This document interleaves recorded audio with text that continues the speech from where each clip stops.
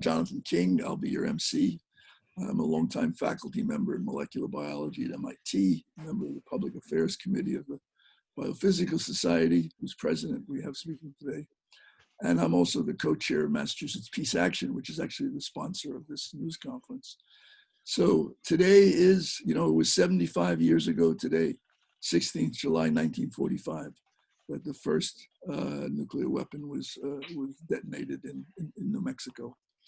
And after Hiroshima and Nagasaki, the Cold War drove this nuclear arms race, and U.S., Soviet Union, Britain, France detonated hundreds of nuclear weapons in the atmosphere, increasing the risk of actually a nuclear war, and of course, jeopardizing the health of the general public.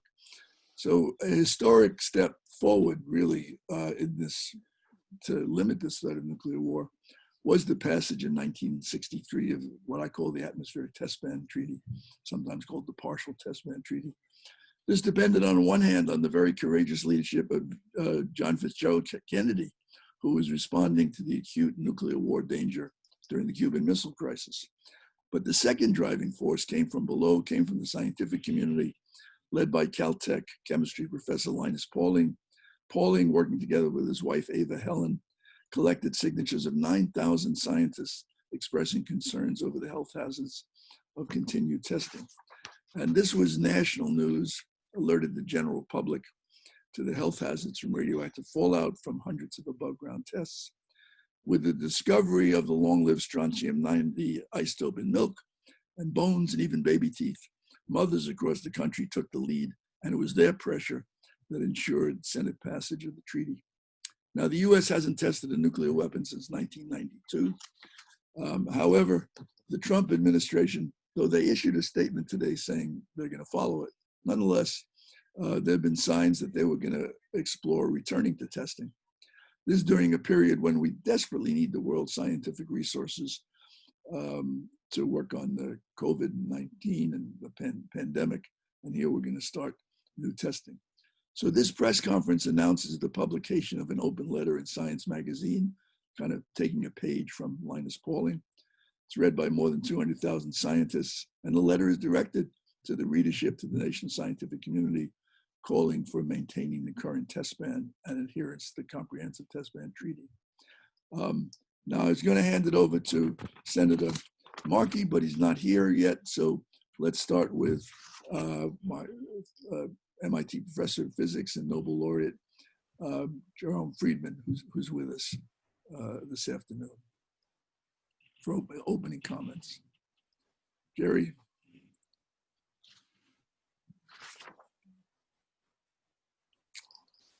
I'm trying to unmute him, but he's muted. You're muted, Jerry.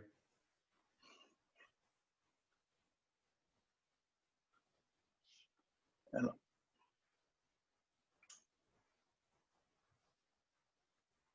hi, Cole and Jonathan. You should have Ed coming online in a second. I'm right here. I'm right here. Oh, okay, well then, let me move to, let's go back to our original program. So the leader in the Congress in promoting nuclear disarmament and restraint has been Senator Edward Markey. His No First Use bill, his SANE Act, cutting the exorbitant nuclear weapons spending, and now the Planet Act, restricting testing. Really, they're the leading edge of the push for peace and sanity in the Senate. And we're delighted to have Senator Markey with us this afternoon. Senator Markey, take it away. Thank you, Jonathan, so much. And thank you for all your great leadership on this issue. And my appreciation to my good friend Cole Harrison at Mass Peace Action.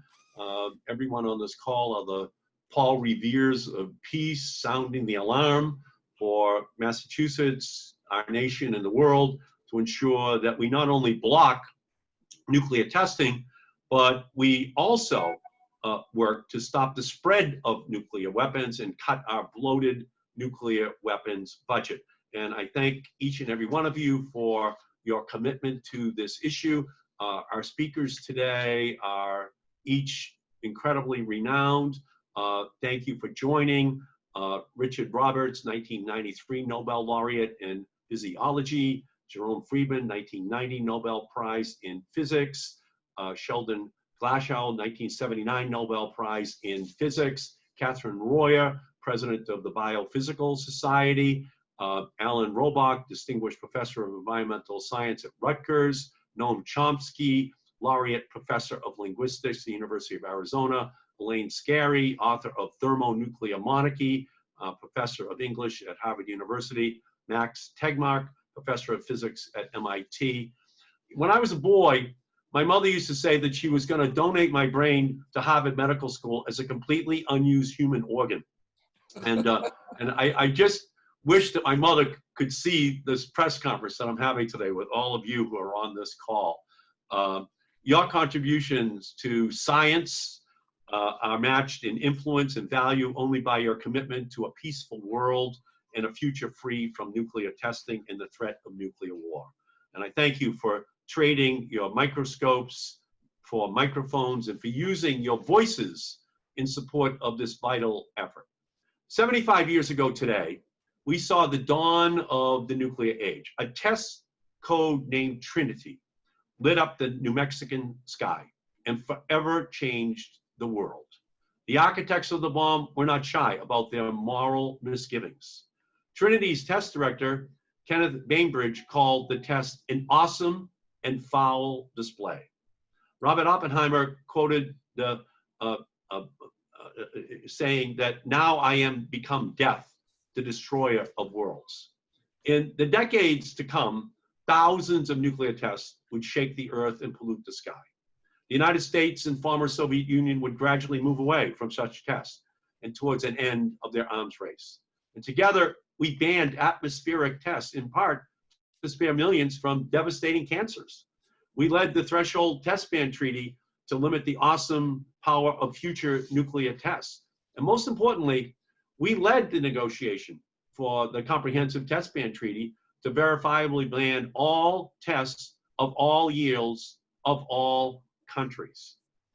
My amendment passed on the floor of the United States Congress in 1986 to ban all underground nuclear testing in the United States as long as the Soviet Union refrained from doing the same. That was the first time that happened for underground nuclear testing.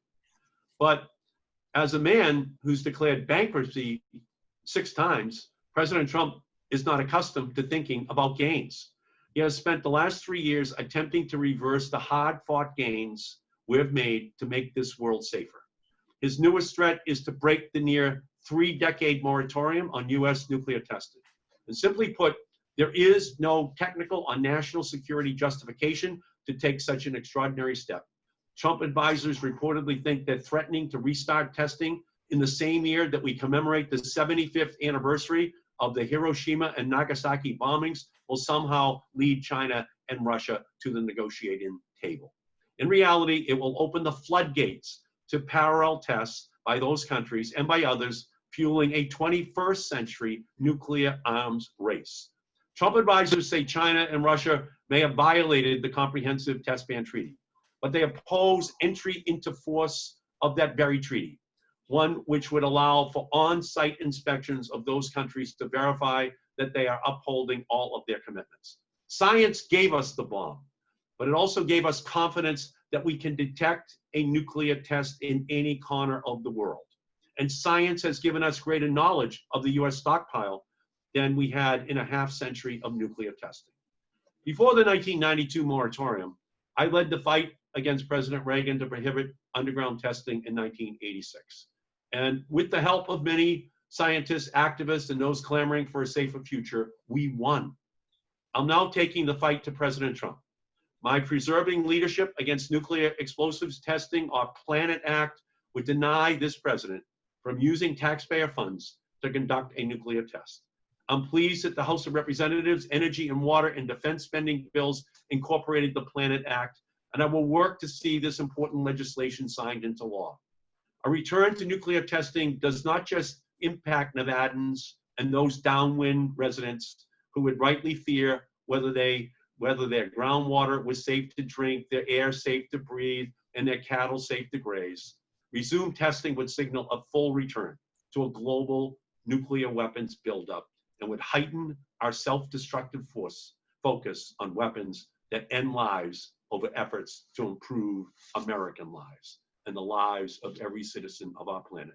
So I thank you all for what you are doing to protect what Carl Sagan called the pale blue dot we call home. Thank you, Jonathan, so much for your leadership on this issue, and to you, Cole, for helping organize this. Thank you. Thank you so much, Senator Markey, for your leadership in the Senate. We're going to be with you all the way. We now have with us Jerry Friedman, a Nobel Prize winner in physics, former MIT colleague. Jerry, are you unmuted? I hope so. Do you hear me? Yes. Okay, good. Thank you so much for the introduction, Jonathan. And Senator Markey, I would like to thank you very much for your wonderful remarks. They're just what we need today. It's really imperative that the nations of the world get together and work toward eliminating the threat of nuclear war. The resumption of nuclear testing that is being considered by the Trump administration does just the exact opposite and is very likely to reignite a nuclear arms race. It will give justification for North Korea to resume its testing and other nations also. It will also open the door for India and Pakistan to resume testing to develop more powerful weapons. All of these things will create enormous instability in the world. The reckless abandonment of the Comprehensive Test Ban Treaty that is being contemplated is a very dangerous thing. It is actually weakening all the nuclear treaties that are in place today. And in particular, could weaken the Non-Proliferation Treaty, which is the cornerstone of curbing the spread of nuclear weapons throughout the world. Its unraveling would be a tremendous disaster for the world. Now, if the United States can arbitrarily walk away from an international agreement, why wouldn't other nations do exactly the same thing? And that is the danger we have here. It is just opening the door for disaster. I'd like to just end by saying the Comprehensive Test Ban Treaty is an essential instrument in controlling and eliminating nuclear weapons. We should ratify it, not abandon it. Thank you. Right, thank you. Thank you so much. All right, we're going to pass the torch to Boston University's Sheldon Glashow, also a Nobel laureate in physics. Shelley, are you unmuted? I'm unmuted. Speak. Thank you. Jerry, those were good words. Thank you for them. Senator Markey, really thank you for your words, but also it has been a pleasure and an honor to meet you, even though it's remotely. When I was but 12 years old, my country became the first and only country to use nuclear bombs in war, not once, but twice. Over the next half century, we tested over 1,000 nuclear weapons, while the rest of the world tested 1,000 more. Surely that would be more than enough. In 1963, as Senator Markey said, we and the Soviets and Great Britain signed the Limited Test Ban Treaty forbidding all tests of nuclear bombs in the atmosphere. As a result, there have been no such highly polluting atmospheric tests anywhere in the world ever since.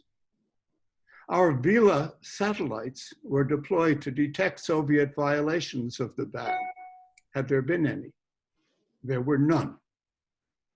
However, I have to add that the Vela satellites did something very good for science. They discovered gamma ray bursts but that's another story, a better story. In 1992, and for the past 28 years, the US has unilaterally refrained from all nuclear testing.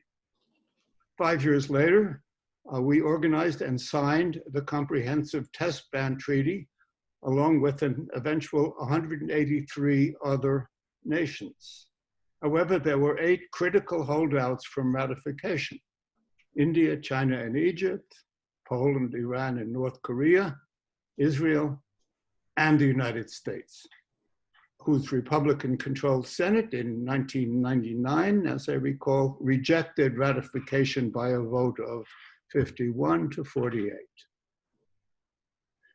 Last month, the Trump administration made the terrifying announcement that, quote, it won't carry out a nuclear test at this time. I certainly hope not. To do so would be an act of madness. Rather, we must ratify the Comprehensive Test Ban Treaty, and we must strive to reduce and ultimately eliminate the world's vast accumulation of these infernal and unnecessary nuclear warheads.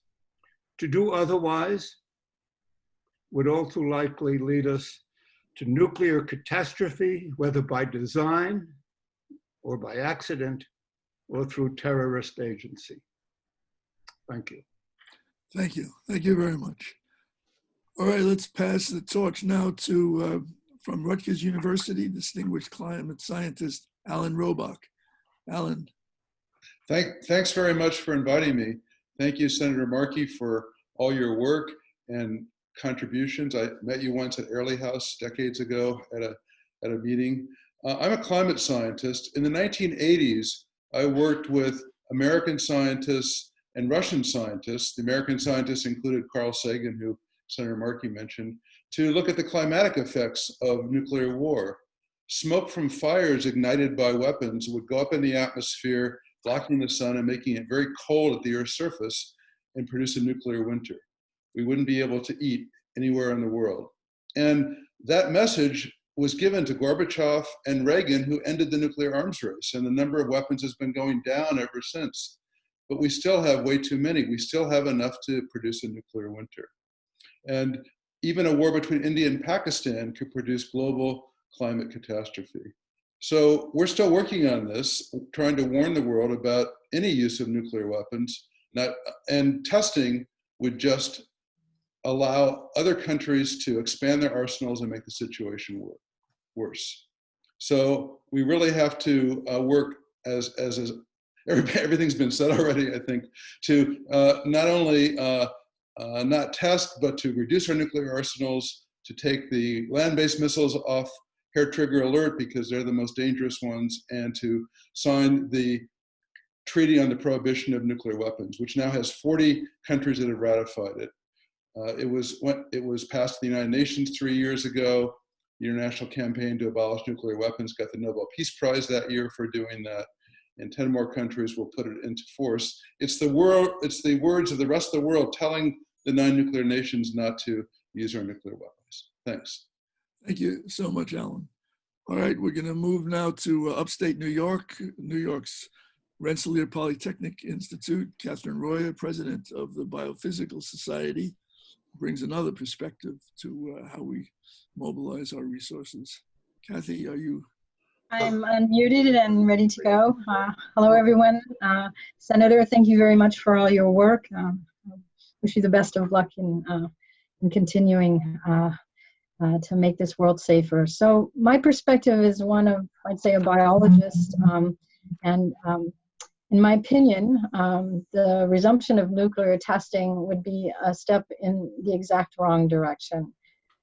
It will inevitably bring about a new arms race, and beyond the horrors that entails, that would devour billions of taxpayer dollars that, instead of funding research to make us safer, will result in a much more dangerous world for ourselves and for future generations.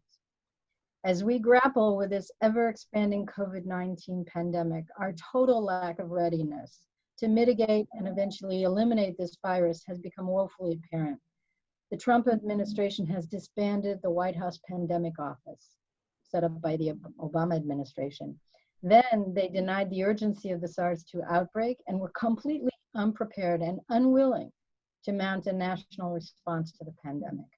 Now the US is pulling out of the World Health Organization. Even before the calamitous non-response of the Trump administration to the pandemic, years of underfunding for fundamental and applied research in virology and other infectious diseases has left the United States nearly defenseless against an enemy that has completely transformed our day-to-day lives, ravaged the economy, and led to the death of nearly 140,000 Americans. In addition to diverting much-needed funds away from research that will help to keep us safe, renewed testing of nuclear weapons will surely seed similar programs in other nations, as my colleagues have noted. This will erect barriers of secrecy among scientists. And as in the case of limiting nuclear proliferation, international cooperation in infectious disease research is paramount to success in defeating this and future threats to global health. In this period of worldwide pandemic, scientists from all nations must actively cooperate to make the world safer. Resumption of nuclear weapons testing would do just the opposite, making the world a much more secretive and treacherous place while diverting funds away from the fight against a clear and present danger. Thank you. Thank you. Thank you, Kathy. Well said. All right, I'd like to stay in the biological realm and move to my good colleague, Sir Richard Roberts at New England Biolab, one of the true world good Samaritans of the biotech industry.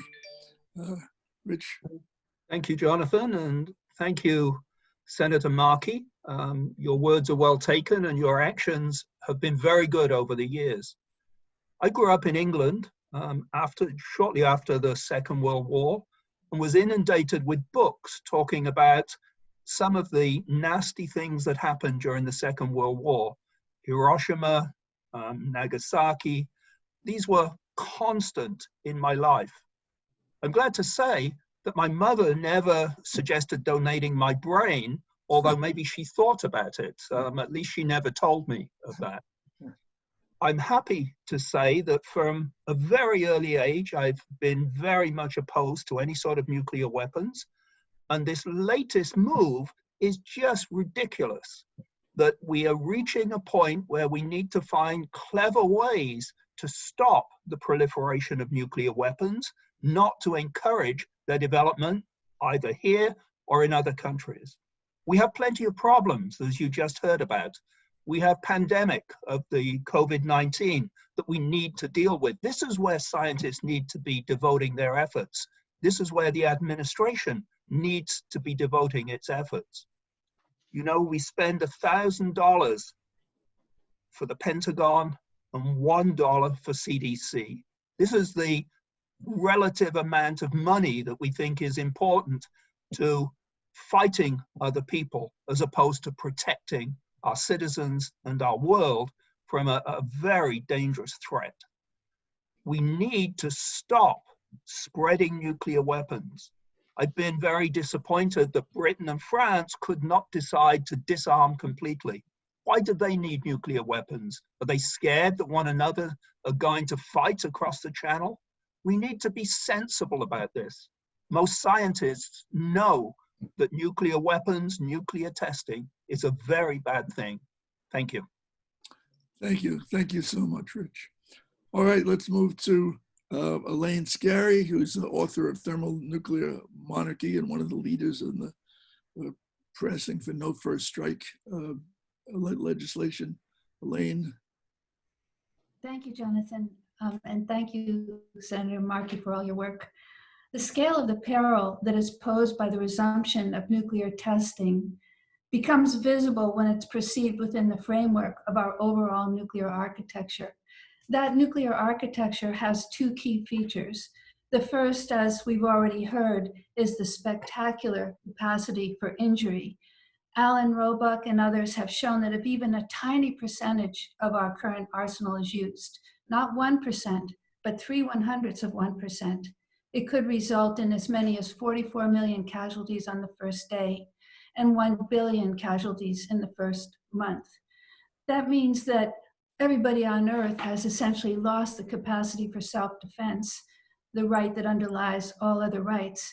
And we've also lost the capacity for mutual aid, the ability to help one another. The International Red Cross has said that if even a single city is hurt, its worldwide resources won't be able to help. The second equally spectacular feature of the nuclear architecture is that this act of injury can be carried out by a single person or a small handful of people.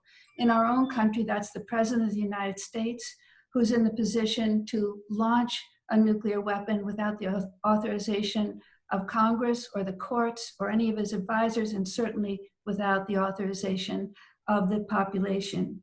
This is done with a launch that, as Bruce Blair, the former missile launch officer, points out, is the length of a tweet, a missile launch code that is the length of a tweet.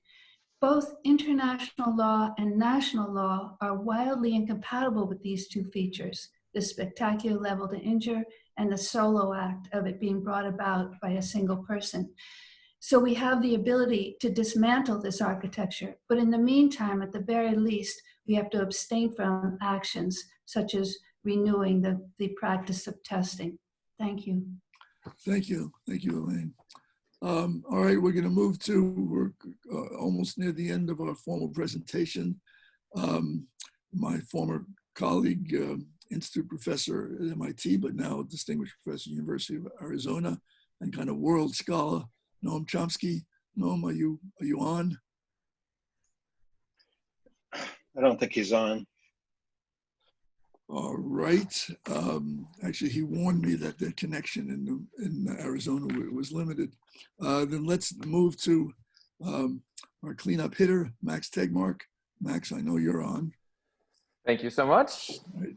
Max, professor of physics at MIT, president of the Future of Life Institute, trying to keep us all here in the long run. Yeah, well, as a physicist, we physicists know a thing or two about nuclear weapons and feel a special responsibility for bringing them to Earth, of course.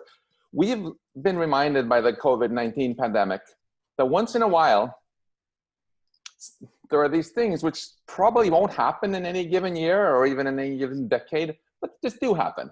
Roll of the dice. Now, what if COVID-19 didn't kill 1% of everyone who was infected, but it killed 90% of everyone who was infected?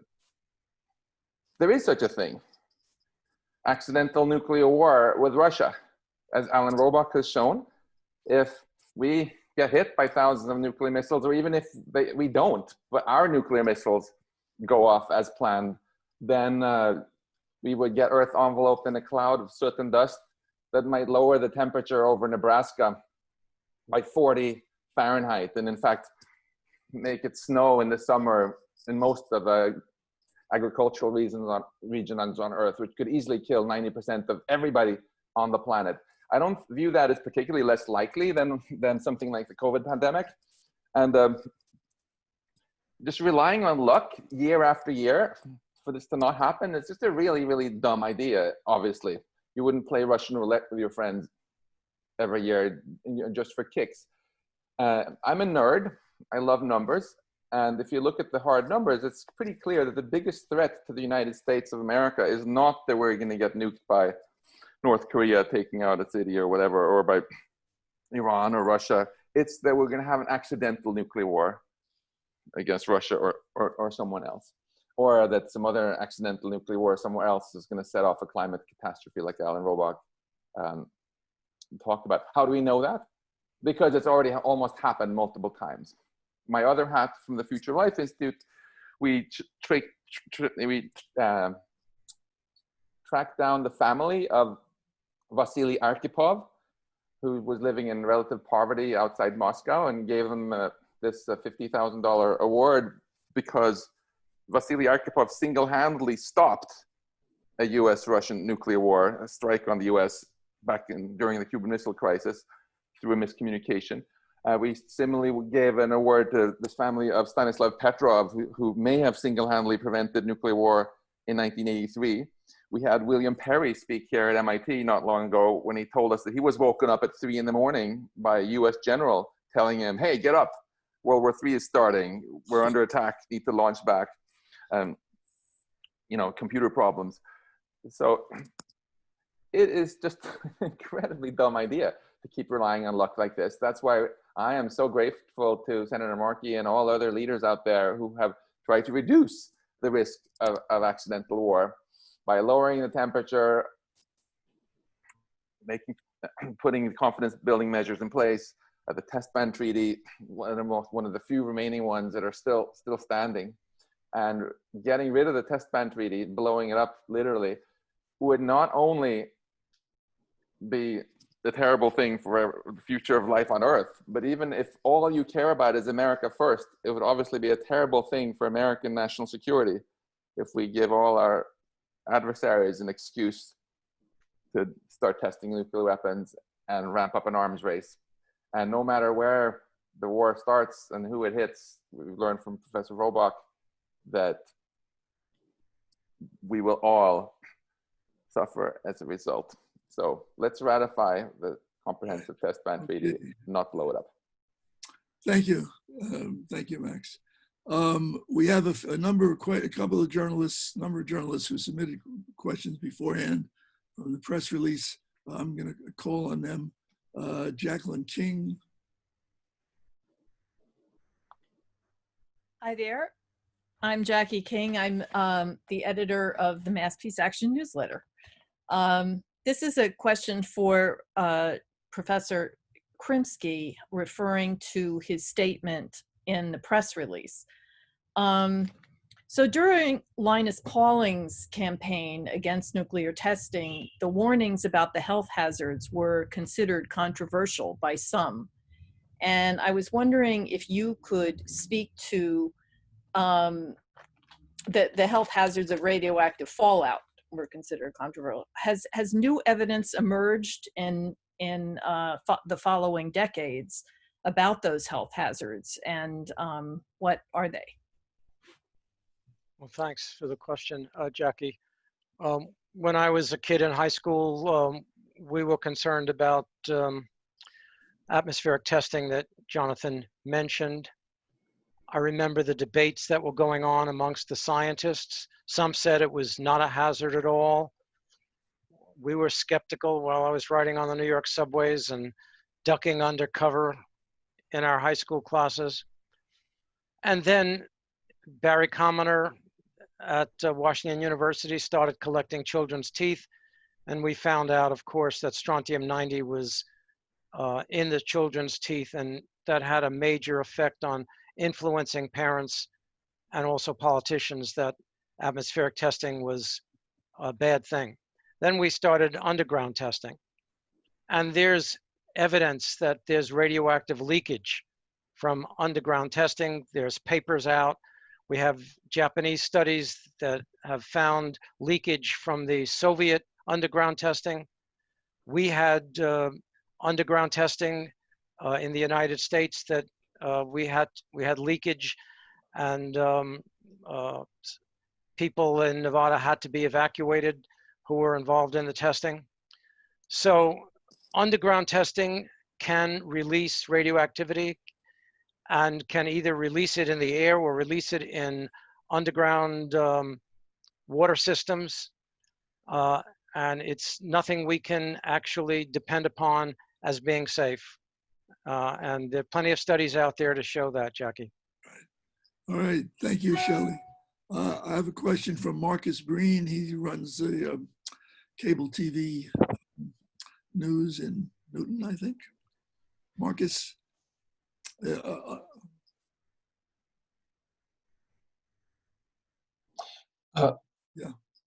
I don't run the cable TV news. I have a show called Boston Media Theory, and I teach in the communication department at Boston College. My question is for Daniel Holtz. Could supercomputers used at the Department of Energy Sandia and Los Alamos labs for nuclear weapons testing be used for climate modeling or related civilian needs? That's a great question. And, you know, it's been clear from all the previous speakers, the resumption of testing makes us less safe. I think there's kind of unanimous that this is just a bad idea.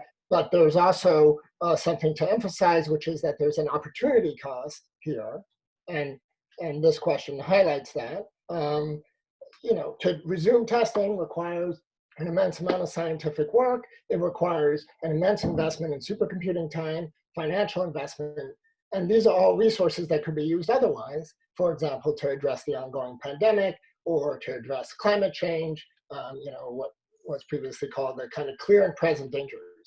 So the answer is yes. I mean, supercomputers, they don't care what kind of codes are being run on them, and we could just as well be solving big problems that really make us safer. Thank you. Thanks. Okay, Sylvie Len, I don't know how to pronounce your last name. Sylvie, unmute. Thank you. Hello. My name is Sylvie Lantom from AFP. I have a question for any of you.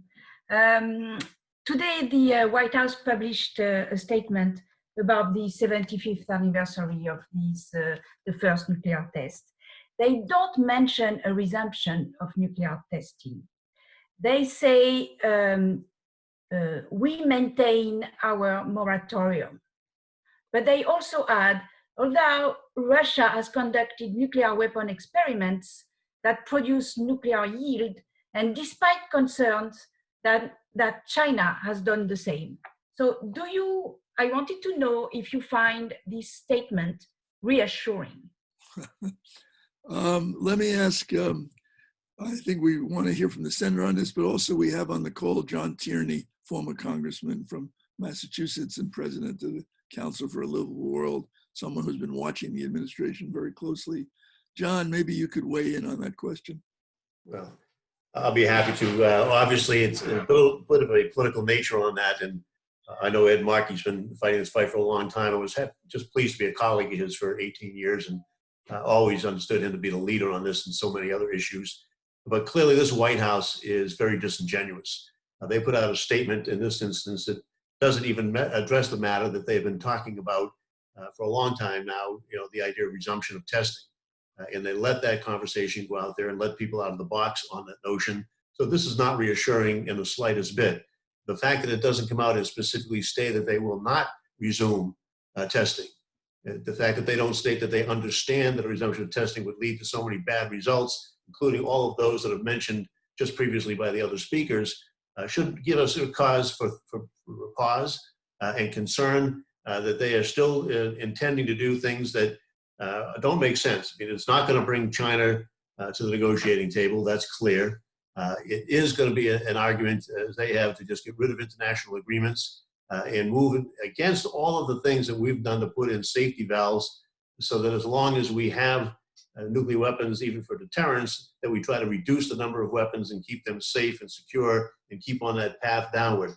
There's no reassurance in the statement from the White House and the administration in that regard, and I think we should all be very, very concerned. Thank you. Thank you. All right, we have a question from David Lewis, the MIT Faculty Newsletter, which is independent of the MIT administration. David?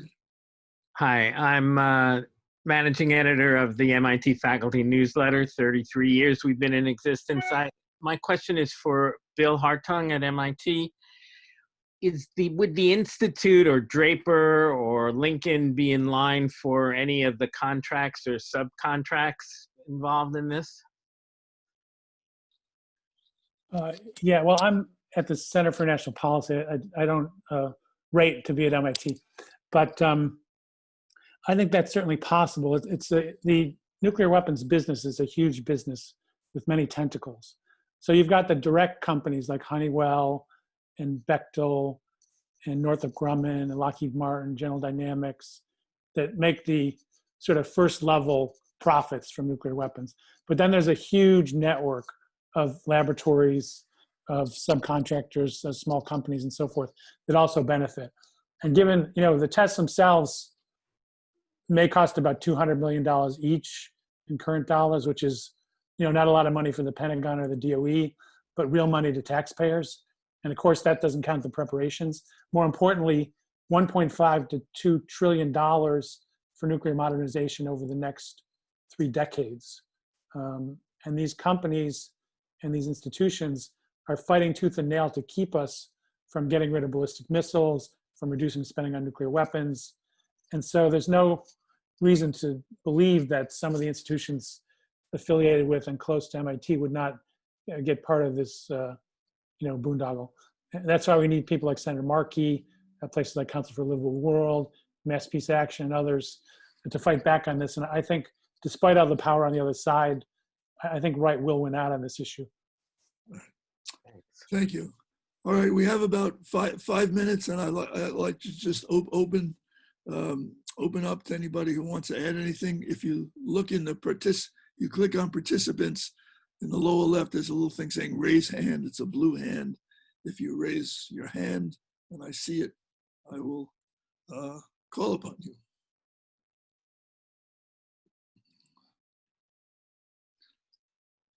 Or if everyone feels that all that can be said has been said, we will adjourn. Max has his hand raised, I think. Cole. Well, I'll just comment on how timely this topic is, that the House and Senate are both debating the National Defense Authorization Act in the next week or two, and this would be a very appropriate time for Congress to take action and make sure that nuclear testing is not resumed and that the expensive nuclear modernization effort is rolled back.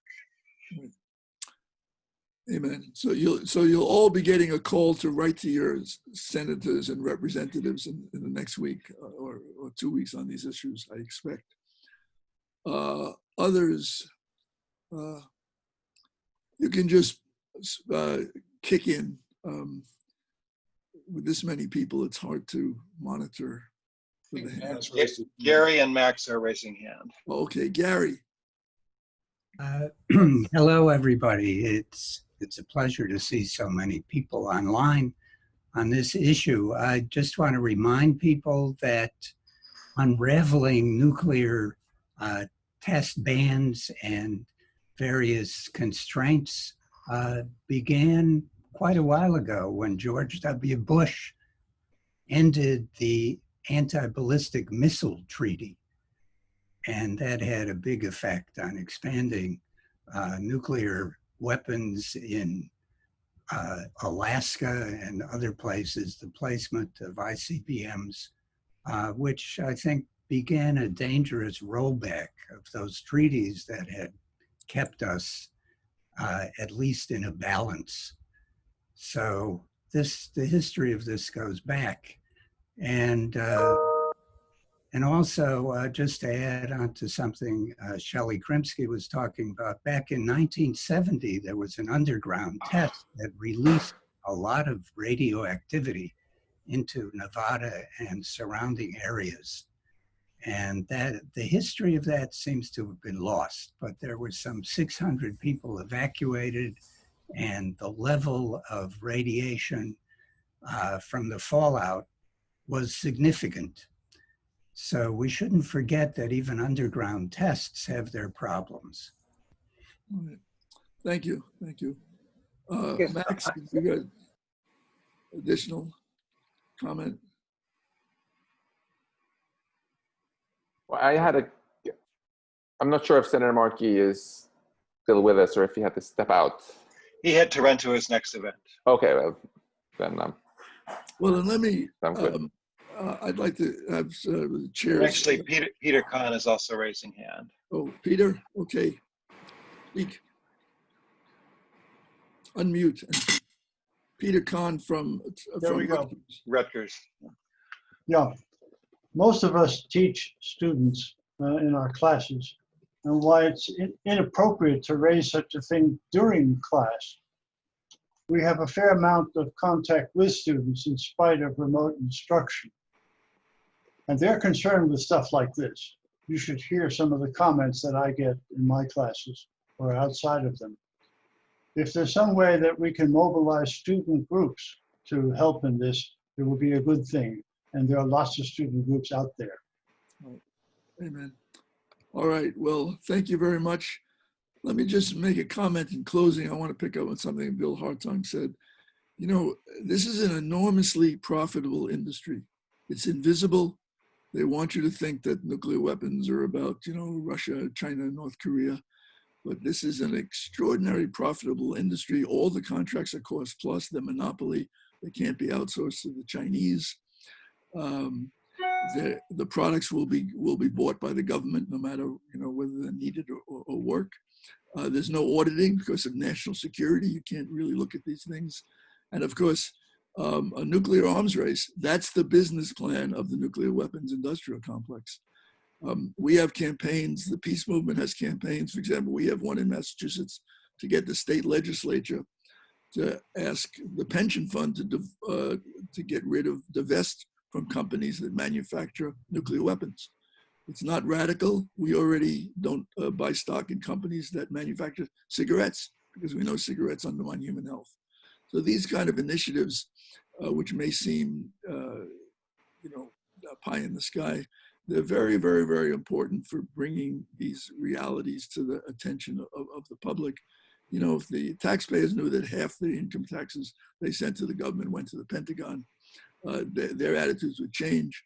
But the U.S. government has never, ever written back to taxpayers about how their tax dollars are spent, right? That's a struggle for all of us. At any rate, I look forward, thank you so much for joining in, for signing the article and helping working on it. And I suspect we'll all be working together in the months to come to continue to try to educate our colleagues and to kind of build a wall of ideas and political will against the resumption of testing. Thank you for your leadership. Thank you. Thank you for your leadership. Yes, thank you. Jonathan, thank you. Thank you. Thank you all. Okay. Thank you, Jonathan. Take care. Thank you, Jonathan. Thanks, Take care, Jonathan. everybody. Bye, everybody. Bye. Bye-bye.